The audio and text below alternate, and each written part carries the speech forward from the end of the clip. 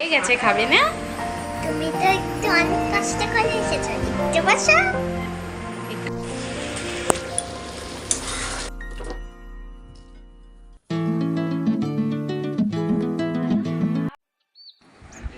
পুরনো জামাকাপড় কিংবা পুরনো আসবাবপত্র সবটাকেই কিন্তু আমরা ভীষণ ভালোবেসে ফেলেছি।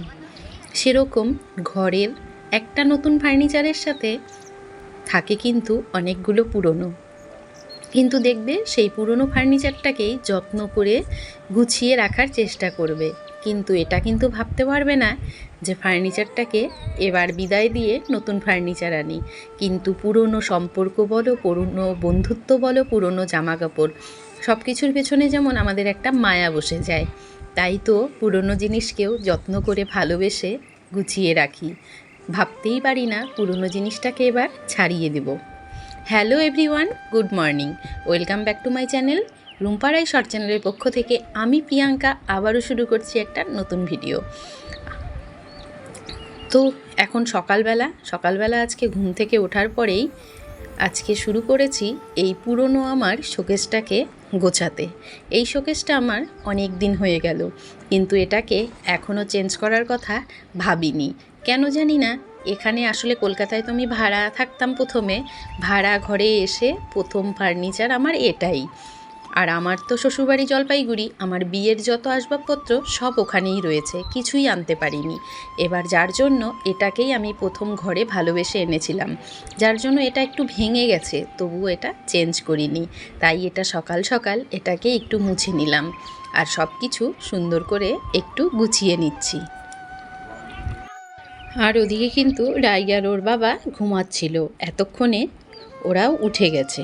আর তাই চটপট একটু বিছানাটাও পরিষ্কার করে নিলাম। সকালবেলা অনেক সময়ই আমার বাসি কাজে সেরকম হাত দেওয়ার সময় হয় না, তো আজকে একটু টাইম আছে, ভাবলাম গুছিয়ে নিই। কারণ সকালবেলাটা এত তাড়াহুড়ো থাকে যে ঘরটা ঝাড়ু করেই আমার রান্নাঘরে চলে যেতে হয়, বাকি কাজগুলো আস্তে আস্তে পরে সেরে নিই।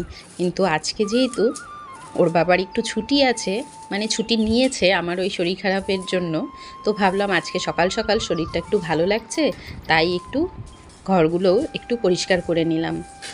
আর দেখবে যতই শরীর খারাপ হোক, শরীর খারাপের মধ্যেও যদি তোমার ঘরটা একটু পরিষ্কার গোছানো থাকে, তবে কিন্তু দেখতে বেশ ভালো লাগে আর মনটাও ভালো লাগে আসলে।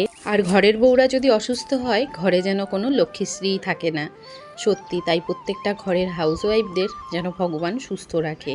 আর ওদিকে দেখো ওরা ঘুম থেকে উঠে ফুল তুলতে চলে গেছে। নিচে গাছে অনেক ফুল ফুটেছিল, আর একটু বেলায় উঠলেই না গাছের ফুলগুলো সবাই নিয়ে চলে যায়। পরে আমি গাছটা লাগিয়েছি, আমি পুজোর ফুল পাই না, এই জন্য রাইকে বলেছি, যাও তো রাই, আজকে তুমি ফুলটা নিয়ে এসো। অনেক উঁচু, তা ওর বাবা গাছের ডালগুলো হেলিয়ে দিচ্ছে আর রাই ফুলগুলো পাড়ছে। আর এর মধ্যেই বাসি কাজকর্ম সেরে ঘরদোর মুছে আমি সকালের খাবার বানাতে চলে গেছিলাম। তো সকালের ব্রেকফাস্টে আজকে করেছি রুটি আর তড়কা। কালকে কিছু সবুজ মুগগুলো ভিজিয়ে রেখেছিলাম, অনেকটা মুগ ছিল ঘরে আনা, তো একটু পোকার মতো দেখেছি দুটো একটা, তো ভাবলাম ভালো করে ভিজিয়ে ধুয়ে এটাকেই তড়কা বানিয়ে ফেলবো, তাই ভেবে কালকে ভিজিয়ে রেখেছিলাম। আর এদিকে দেখো আমি কিন্তু ব্রেকফাস্ট করেও নিচ্ছি, আসলে সকালে কিছু ওষুধ খাওয়ার আছে। তো সকালের ব্রেকফাস্ট করে একটু গেছিলাম রাইয়ের আধার কার্ডটা আপডেট করাতে, তো ওখান থেকে চলে এসেই ভাত বসিয়ে দিয়েছি আর মোচার ঘন্টটা করে নিয়েছি। কি দারুণ বৃষ্টি হচ্ছে, রান্না করতে করতে একটু চলে এলাম আমার ব্যালকনিতে। আর ব্যালকনিতে না আগে অনেক ফুল গাছ ছিল, কিন্তু এখন দেখি এখানে রোদ্রু আসে না, গাছগুলো পোকা ধরে যাচ্ছিল, যার জন্য সব গাছগুলো এখান থেকে নিয়ে গেছি, শুধু এই তুলসী গাছটাই রয়েছে। কোথায় আর দাঁড়াবো, এখানে এসেই মনে হয় যেন একটু গাছগুলো থেকে অক্সিজেন নিয়ে তারপর যাই। বৃষ্টি দেখতে দেখতে এখানে যে আমি গাঁটি কচু দিয়ে চিংড়ি মাছের তরকারিটা বসিয়েছি, এটা অফ করতে কিন্তু ভুলেই গেছিলাম। তো এটা আমার কিন্তু অনেকটা শুকিয়ে এসছে, ভেবেছিলাম আর একটু ঝোলঝোল রাখবো, কিন্তু শুকিয়ে গেল। আর গাঁটি কচু তো ঠান্ডা হলে আরও জমে যায়। আর তো দুপুরে খাওয়া দাওয়া আর তোমাদের সাথে শেয়ার করা হয়নি। খাওয়া দাওয়ার পর ঘুমিয়েছিলাম। ওই যে বলছি না, বেশ কিছুদিন থেকে আমার শরীরটা ভালো না, তো সেই কারণেই আর সেরকম কিছু শেয়ার করতেও পারছি না। তো তারপর রাইকে নিয়ে একটু সোজা চলে এলাম ঘুম থেকে ওঠার পর ছাদে। আর একটু সকালেও বৃষ্টি হয়েছে, তারপর এখন যেন আকাশটা বেশ ভালো লাগছে। অনেক দিন বৃষ্টির পরে আজকে ছাদের আকাশটা যেন খুব সুন্দর লাগছে, ছাদে এসে পরিবেশটা।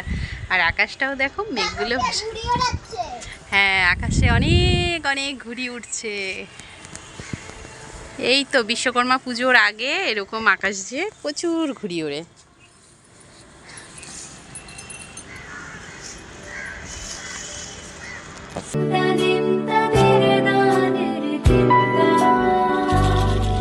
এই মেঘলা দিনে একলা ঘরে থাকে না তো মন, কাছে যাব কবে পাবো ওগো তোমার নিমন্ত্রণ। যুথি বনে ওই হাওয়া করে শুধু আসা যাওয়া, হায় হায় রে দিন যায় রে ভরে আধারে ভুবন, কাছে যাব কবে পাবো ওগো তোমার নিমন্ত্রণ।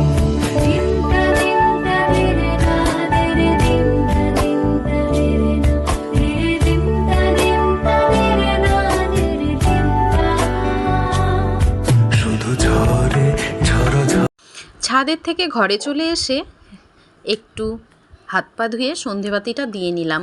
তারপরে একটু চা না খেলে হবে, একটু চা খেয়েও নিয়েছি। সেটাও আর কিছুই শেয়ার করতে পারিনি। আর রাইসোনাকে একটু বিস্কিট খাইয়ে দিলাম আজকে।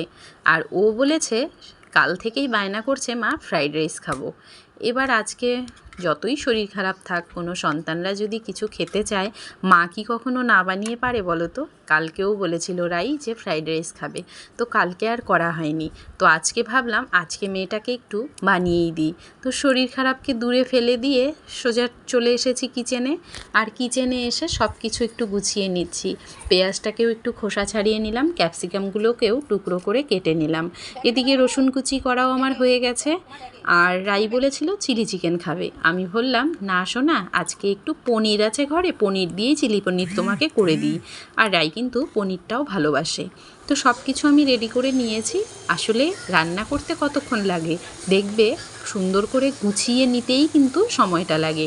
আর তার থেকেও কিন্তু কম সময় লাগে খেতে। এই দেখো, এত কষ্ট করে রান্না করার পর খাওয়ার সময় দেখবে খুব তাড়াতাড়ি সবটা শেষ হয়ে যায়, কিন্তু খাওয়ার আগে গুছিয়ে নিয়ে রান্না করা পর্যন্তই কিন্তু অনেকটা সময়ের দরকার। সেরকম রান্নার পরেও অনেক কাজ থাকে। যাকগে, এদিকে কিন্তু আমার চিলি পনিরটাও হয়ে গেছে। আর রাই যেহেতু পনিরটা ভালোবাসে, ও এটাতেও খুশি যে আজকে চিলি পনির খাবো। আর বাচ্চারা কত আনন্দের সাথে ঘরে কিছু বানাতে হলে বারবার এসে কিচেনে উকি দেয়, মা হলো হলো, আর কতক্ষণ আর কতক্ষণ। আর এই বলতে বলতে আমার কিন্তু হয়েও গেছে। এবার রাইকে আমি ডাকবো, তো তোমাদের সাথে পুরোটা শেয়ারও করতে পারে গেছে। খাবে না? তুমি তো একটু অনেক কষ্ট করে এসেছো, একটু বসো। একটু বসবো? হ্যাঁ, অনেক কষ্ট করেছি। ঘেমে গেছো পুরো, ঘেমে গেছো। ঘেমে গেছি? তুমি খেতে চেয়েছো জন্যই তো করলাম। ওইদিকে মামুনি আর ফ্রাইড রাইস বানাতে বানাতেই চলে এসেছিল রাইয়ের মামুনি আর ওর দিদিভাই। তো ভাবলাম সবাই মিলেই একটু ফ্রাইড রাইস আর চিলি পনিরটা খেয়েই নেব। তো বলতে বলতেই একটু বেড়ে নিয়েছি সবার জন্য। আর রাইসোনাকেও এখন দেবো, যেহেতু ঘরে লোক ছিল আর ভিডিওটি কন্টিনিউ করতে পারিনি। চলো বন্ধুরা, আজকের মতো ভিডিওটি এখানেই এন্ড করছি। ভিডিওর কোনো অংশ ভালো লাগলে অবশ্যই একটা লাইক করে চ্যানেলটিকে সাবস্ক্রাইব করে নতুন বন্ধু হয়ে পাশে থেকো। চলো, thanks for watching. Thank you so much. আবারও দেখা হচ্ছে নেক্সট কোনো ভিডিওর সাথে। সবাই ভালো থেকো, সুস্থ থেকো। Take care, good night.